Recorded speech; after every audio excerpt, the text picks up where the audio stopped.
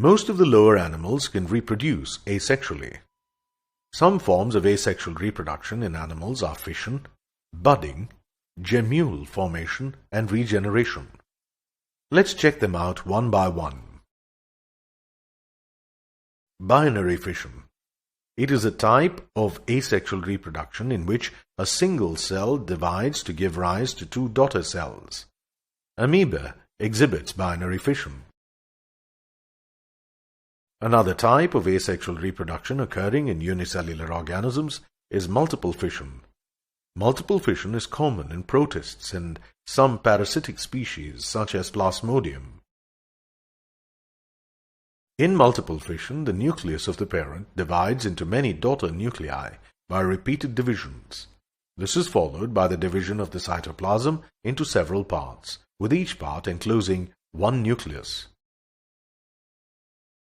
However, amoeba no more belongs to kingdom Animalia. It is included in kingdom Protista, according to the 5-kingdom classification that we now follow.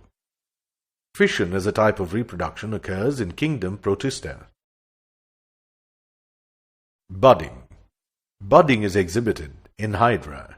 It is a type of asexual reproduction in which an outgrowth called a bud arises from the parent body.